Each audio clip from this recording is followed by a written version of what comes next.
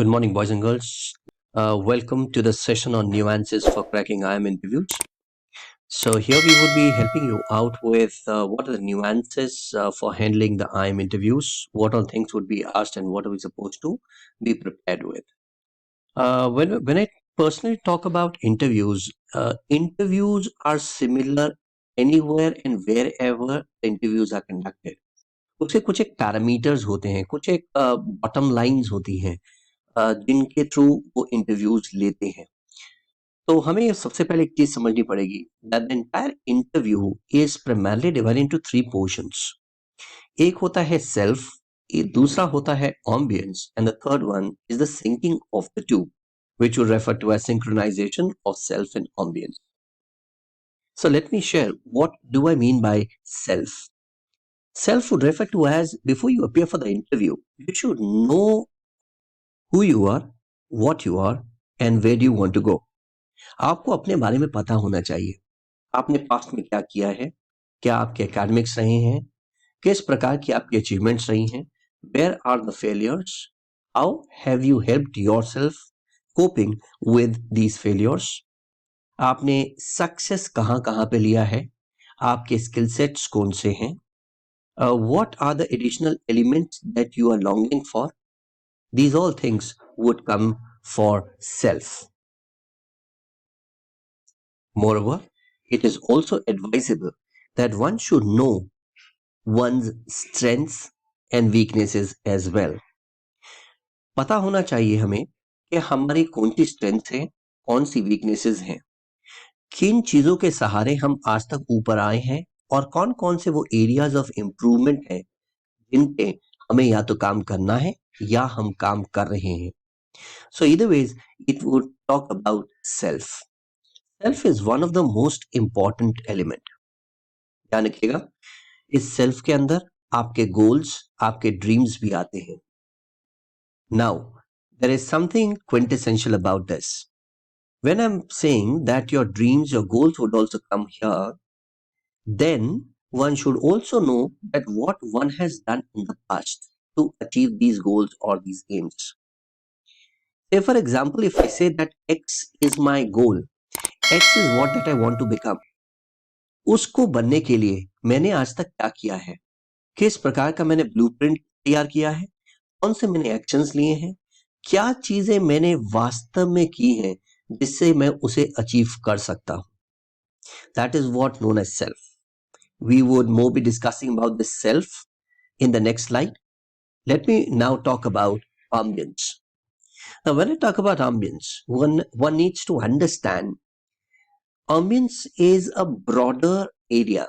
इसमें आपकी फैमिली आती है, इसमें आपके फ्रेंड्स आते हैं, इसमें आप जहां रहते हैं वहां वो जगह आती है, इसमें आपकी आपकी सिटी, आपका टाउन, आपका विलेज आता है, इसमें आपकी कंट्री आती है, इसमें आपकी नेबरिंग कंट्रीज आती हैं, इसमें आपकी नेबरिंग कंट्रीज के साथ आपका कैसा रिलेशनशिप है वो आता है. Now this is what known as your surroundings. मुझे मेरे सराउंडिंग्स के बारे में भी पता होना चाहिए, क्योंकि मैं सिर्फ मैं नहीं हूं, मैं सब चीजों की वजह से हूं. So I should be knowing about my surroundings as well. So this ambience makes a great sense for any student who would be going for the interviews primarily at IIMs. Because IIMs को IIMs क्या चीज अलग करती है, वो ये जानना चाहते हैं कि आप कितनी चीजों को जानते हैं और उस जानने के बाद कैसे अपनी डेवलपमेंट के लिए as well as for the development of the society इन इस नॉलेज को आप यूज करेंगे, जिसको बोलते हैं सिंक्रोनाइजेशन. सो एक तो हो गया मुझे कुछ बनना है, ऑम्बियंस हो गया कि मेरे आसपास है क्या.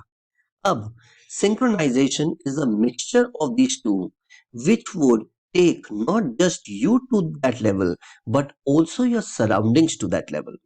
तो सिर्फ आपने ही ऊपर नहीं जाना है, उसके साथ साथ आपकी आपके जो जो सराउंडिंग्स हैं, जो आपकी पर्सनालिटीज हैं, जो आपके लोग हैं, सोसाइटी है, उनको भी कैसे आप ऊपर ले जाएंगे. So this is what one would have to understand talking about self, ambience, and the synchronization of the two. Now I'll be discussing about self per se in this particular video. इस video में हम सिर्फ self के बारे में बात करेंगे, ambience और सराउंडिंग्स के बारे में फिर कभी बात करेंगे, and then we'll be talking about the synchronization of the two as well. So here, what I would be helping you out is talking about what you're supposed to do before a personal interview. Before a personal interview, it is obvious that you'll have to prepare for the interview. Interview आप randomly नहीं जा सकते हैं, आप ad hoc नहीं जा सकते हैं. आपको पता होना चाहिए कि कौन सी चीजें मुझे प्रिपेयर करनी है. What all questions are the basic questions that I need to work with? Because most of the interviews are steered by your answers. जैसा आप जवाब देंगे, अगला क्वेश्चन मोस्ट प्रोबेबली उसी जवाब में से निकल के आता है. तो आपको क्वेश्चन भी पता होना चाहिए और आपको आंसर्स भी पता होने चाहिए, तभी आप एक इंटरव्यू को स्टीयर कर पाएंगे. अदरवाइज वो एक रैंडम इंटरव्यू होगा जहां पे शायद हो सकता है कुछ क्वेश्चंस आपको आए और कुछ क्वेश्चंस के आंसर आप ना दे पाए. So this is what known as preparedness for the interview. One has to be extremely prepared for the interview. For the preparation, as we have already talked about, knowing self is an important part. Also, you should be an ardent reader of newspaper. आपको पता होना चाहिए कि एक newspaper के अंदर क्या information है, कैसे ओपिनियन पोस्ट किया गया है और उस ओपिनियन का मतलब क्या है. Because many a time we have seen in the interviews, they would like you to interpret an opinion from the newspaper article. तो आपको उसका इंटरप्रिटेशन भी आना चाहिए. इन सबसे पहले आपको अपना रिज्यूमे एक तैयार करना होगा. A resume is a piece of information that provides an outline or the guidelines for the interviewer to ask you questions. अब ऐसा नहीं है, से फॉर एग्जाम्पल मैं इंजीनियर हूं और मेरे से अचानक वो मेडिसिन के क्वेश्चंस पूछने लगेंगे. तो ये रिज्यूमे एक गाइडलाइन देता है, ये रिज्यूमे एक बेंचमार्किंग करता है कि कौन से क्वेश्चंस इंटरव्यूअर्स हमसे पूछे. तो ये एक स्टीयरिंग का भी काम करता है. रिज्यूमे हमें ये भी बताता है कि हमारी पर्सनालिटी क्या है, with which it becomes comfortable for the interviewer to ask questions. Please make sure that the resume should not be overloaded, nor it should be blank. तो हमारा रिज्यूमे ऐसा होना चाहिए जो बातें हम एक्चुअल में बताना चाहते हैं. It is like a date.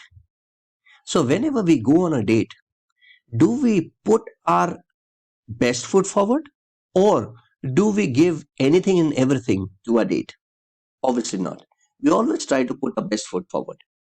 The same would happen here as well. But again, I cannot overdo it. I'll have to be within the limits and within the limits of the interview. The third portion that we all need to understand here would refer to as the statement of purpose. Statement of purpose is something what they generally ask you to write. इस statement of purpose के अंदर बहुत सारे elements हैं. The one that we need to consider, there are many elements जिनको nuances format में लिखना पड़ेगा, जिनको बहुत बारीकी से लिखा जाता है. इस स्टेटमेंट ऑफ पर्पस के बारे में हम किसी और वीडियो में बात करेंगे. Let me proceed with some general questions that are being asked at the interview. So, these are the questions that you are supposed to rehearse. Let me say the first format. The first one is tell me something about yourself. ये एक ऐसा question है जो अलग अलग तरीके से पूछा जाता है. Say for example, they may say tell me something about yourself, or they may say please take us through your resume. या फिर ये भी हो सकता है they may ask okay Mr. X, tell me who you are. It reminds me, long time back, one of the interviewer had started with the dream, where he asked, "What is your dream? What do you want to become?" अब ये question जब ये पूछा जाता है, "What do you want to become?" इसके अंदर आपकी सभी चीजें आती हैं।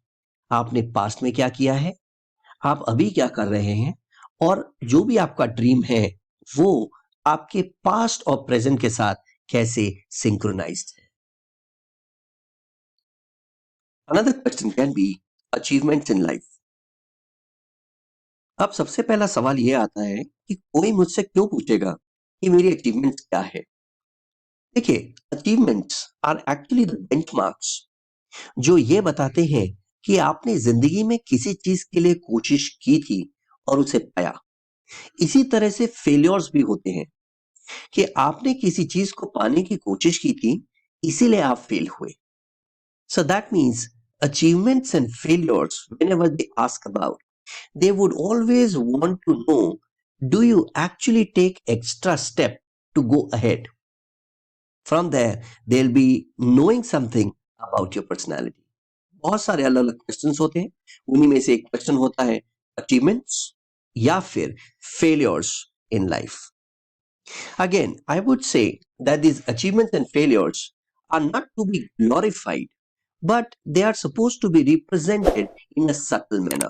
ये वो आंसर्स होते हैं जो आंसर्स इंटरव्यूअर के पास तक बहुत सॉफ्टली पहुंचाए जाते हैं।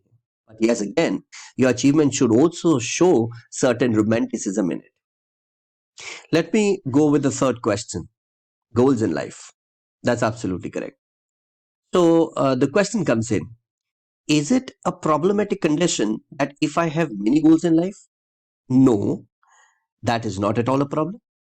Is that a problem if earning loads of money is a goal, it's an ultimate goal in my life? No, again, that is not a problem.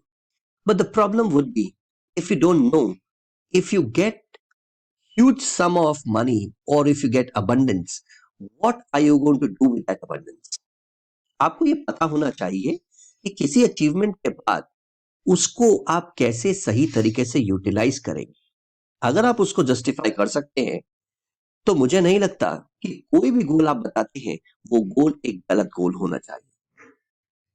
Moving on, the next one that they may ask for is why MBA. This is the question which they ask in different formats, और उनमें से एक सीधा simple format है जिसमें पूछते हैं कि आप एमबीए क्यों करना चाहते हैं। ध्यान रखिएगा, एक चीज मैं आपको कंप्लीटली नो नो करना चाहूंगा। I would like to explain you here, and I would like to tell you here, it's a caveat that I want to give you, is that don't mention that MBA is primarily for money. That is a secondary element. Primarily MBA, let me help you out with certain things here. Primarily MBA is an abridge of your life. That would refer to, या तो आप 10 साल experience करें और उसके बाद वो सब चीजें सीख जाएंगे जो एक एमबीए स्कूल में सिखाई जाती है, या फिर 2 साल करने के बाद आप किसी व्यक्ति के, सिर्फ एक व्यक्ति के नहीं, बहुत सारे व्यक्तियों के एक्सपीरियंसेस एक्यूमुलेट कर सकते हैं, तो आप 20 इयर्स आगे हो जाते हैं। से फॉर एग्जाम्पल, मैंने अगर किसी एक बुक को अच्छे से एनालाइज किया पूरे 6 महीने या 1 साल, देन ध्यान रखिए, एक बुक को लिखने में उस पर्टिकुलर ऑथर को 10 साल, 8 साल, 5 साल जरूर लगे होंगे। इसी तरह से जब in the entire duration of the MBA, if I would have read some 20 prominent books and would have tried to find out the rationality and the reason behind that, and would have also tested with certain case studies and examples, I think I am accumulating the experiences of these authors. So 20 multiplied by 10 is equal to 200 years of experience. This is what you'll have to understand. Otherwise, problem क्या होती है? Problem ये होगी कि अगर आपने MBA नहीं किया है, अगले 10 साल में कुछ ना कुछ अच्छा जरूर होगा, बट एमबीए आपके ब्रिज की तरह काम करता है जो आपके एक्सपीरियंस को एनरिच कर देता है, and it gives you a kick start. Another question: why this college? Please make sure you should be aware of that college. जहाँ पे भी आप इंटरव्यू दे रहे हैं, आपको पता होना चाहिए कि आप किस कॉलेज में हैं, उस कॉलेज की यूएसपी क्या है, उस कॉलेज की वेबसाइट्स देख के जाएं, उस कॉलेज की सोसाइटीज क्लब के बारे में जान के जाएं, उस पर्टिकुलर कॉलेज के न्यू इनिशिएटिव्स, न्यू प्रोजेक्ट्स के बारे में जरूर देखें. Always look for what that particular college is doing for the society. There are different tangents and different angles that you'll find for that college. एक research करके जाएंगे, आपके लिए कंफर्टेबल होगा, आप अपने आप को उस कॉलेज के साथ एसोसिएट कर पाएंगे. जैसे मैंने अभी आपको पीछे बताया, there is something known as self and there is something known as ambience and then there is a synchronization. तो यहाँ पे आप ambience को अगर आप पता करके जाएंगे तो आप वहां पे जवाब सही से दे पाएंगे. यहाँ पे आप बता पाएंगे कि कैसे ये कॉलेज आपको हेल्प करेगा in achieving your goals and AIIMS. Obviously, you should also be knowing the strengths and weaknesses of yours. Now, the question that generally students would ask us is, sir, क्या weaknesses बताना जरूरी है? अब बताना जरूरी नहीं है, बट आपको पता होना चाहिए. और अगर आपको पता है तो क्या आप उस पे काम कर रहे हैं कि नहीं कर रहे हैं, ये भी एक इंपॉर्टेंट पोर्शन है. तो प्राइमरीली जब वो आपसे पूछते हैं आपकी कमजोरी क्या है, तो वो ये जानना चाह रहे हैं कि क्या आप उस कमजोरी पे काम कर रहे हैं. Are you working on that weakness और it is just that you know it and you are sitting on it. सिर्फ ये चीज जानना चाहते हैं. Otherwise beyond that there is nothing that they are looking for from the question what are your weaknesses. Last one, always remember, आपका profile एक romantic profile होना चाहिए, but it should not be a verbose profile. I repeat, आपका profile एक romanticism show करना चाहिए, एक dream show करना चाहिए. It should be a colourful profile. But इसका मतलब ये नहीं कि आप उसके अंदर अननेसेसरी कलर्स भरें. But yes, it should be colourful. A black and white profile is something which they may not prefer. Therefore, make sure that you work towards. So, boys and girls, this was a little and a small video I wanted to share with you, where you would have got what are you supposed to rehearse and how are you supposed to rehearse. I am sure you would be coming with the flying colors. All the best. Bye bye.